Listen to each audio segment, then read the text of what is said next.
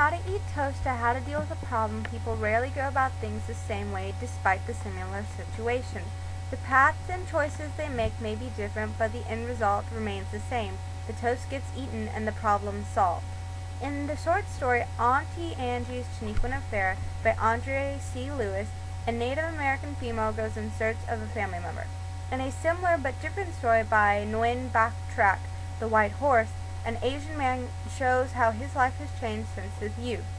Starting with the first few paragraphs of each story, a reader may not find too much in common. However, both stories have a common theme of struggling with a new environment. In Lewis's tale, the woman, Angie, decides to leave her home on her native tribe's reservation to go looking for her missing niece in Montana. In White Horse, Mr. Nguyen, the main character, makes a big move from Saigon, Vietnam, to the United States.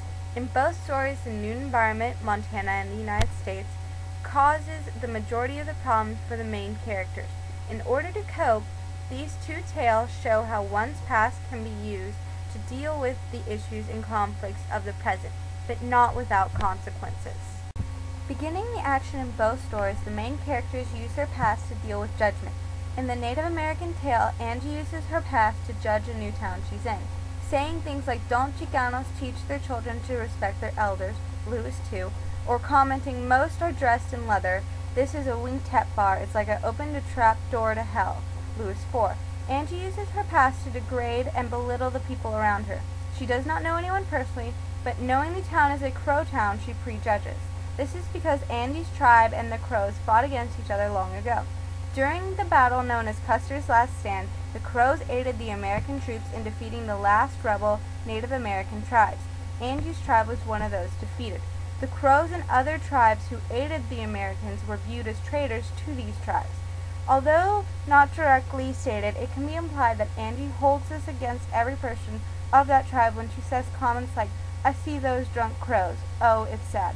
Lewis 1. On the other hand, Mr. Nguyen is not the person being judged in The White Horse. Instead, he is the person being wrongly judged by outside people. Although these minor characters do not know Mr. Nguyen personally, they look down upon him. The banks don't loan to such people, Nguyen 1. And to the police, Mr. Nguyen is a careless man, Nguyen 2. This makes Mr. Nguyen a social outcast.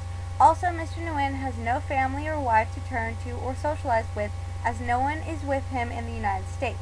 It is implied that Mr. Nguyen's family might have died during the Vietnam War in the fall of Saigon. To cope with the loneliness, Mr. Nguyen allows his memories of the past in Saigon and of happier times with the family to cloud his mind. Ironically, it is while in the memories that Mr. Nguyen gets into trouble at work or with the police. Both main characters use the past to deal with judgment, but not in the same way or for the same reasons. Now, Mr. Nguyen is not a completely innocent man, and like the minor teenage characters from Auntie Angie's Shannon Rivera, he may have been correctly by other people's standards. Mr. Nguyen has ran red lights, forgotten to pay parking tickets, and does not seem to be an upstanding citizen by the community standards. However, after getting to know and understand him, Mr. Nguyen can no longer be judged as a deviant or bad person. The people who judged him missed out on making a good friend and helping a lonely man. These are the same consequences Angie must face. By using her past to judge people harshly, she loses a lot of chances to help the people she needs. Angie says, "I know your mother and father," I lied. When I said that, the hooker started to run. Lewis 4. Angie could have possibly helped the hooker get off the streets, or the girl could have had information on her niece, but that opportunity was lost. In addition, Angie loses other people who might have been good friends and or helped her find her niece. By using their pasts to cope with the judgment of others or on themselves, the main characters make it through the hard times, but possible friendship and other possibilities are lost. Another issue that both main characters use their past for is the fading of their cultures in the newer generation. Although more directly stated in Auntie Angie's Shannon Rivera, The White Horse also deals with fading culture implicitly. In The White Horse, there is a lack of culture shown through the present parts of the story. Also, because the story is told in third person, the Asian culture is harder to spot in the present. However, in flashbacks, the culture becomes more evident. The reader can see how in Mr. Nguyen's youth, it was custom for Vietnamese to lose themselves in the Tet Festival, Nguyen 4. These events no longer happen in the present, though. It is this change from one time period to another that implies the culture that Mr. Nguyen grew up with is dying out or no longer exists where he is. To offset the lack of culture in the present, Mr. Nguyen uses his memory to relive those events. For example, around Christmas time in the present, Mr. Nguyen often has flashbacks about the Christmas in Saigon. He recalls of Christmas Eve when the bells sang out. She wore a white onidoi tunic with an oversized sandals and toyed with a white scarf. Nguyen 4. This shows the influence of religion Mr. Nguyen was accustomed to in his youth. Going back to his past is what keeps Mr. Nguyen's culture alive for him. With Angie, she uses her past to directly voice the changes in culture. She says to some minor characters, "Don't parents teach their children to respect elders?" Lewis 1. This shows how her culture would not accept or tolerate the way things are going on in the Crow Town. It also shows her frustration over the fact that things have changed from her time to only a few decades after. Angie thinks, "What's the matter with them anyway? Lord, don't they have no respect for old people?" Lewis 6, after almost being killed by teenage robbers. This adds to how stressful it is for her that her way of life is different from the present. In order to handle the sudden change/realization, Angie makes sure to tell everyone she meets just how improper or wrong things have gone. She tries to force-feed her past onto teenagers and into other minor characters she meets in hopes of changing things back. It is not easy for either main character to deal with the fading of their culture.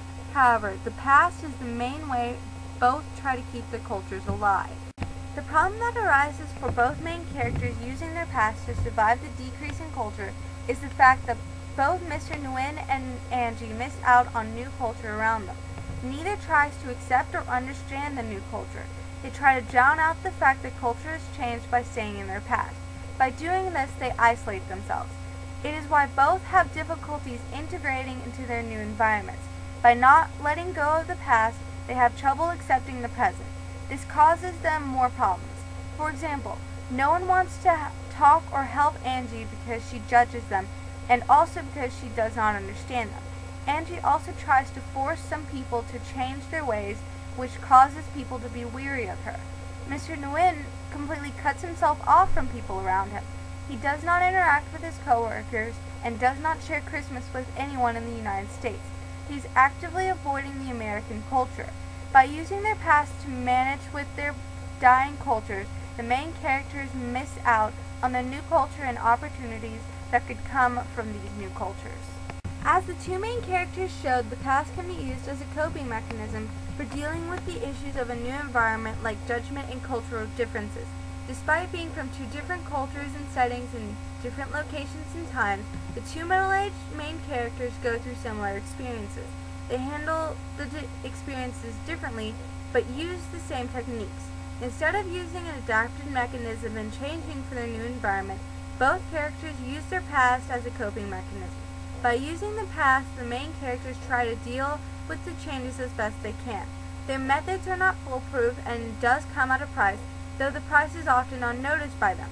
However, they clearly show that the past can be used to muddle through the stresses life can throw at a person.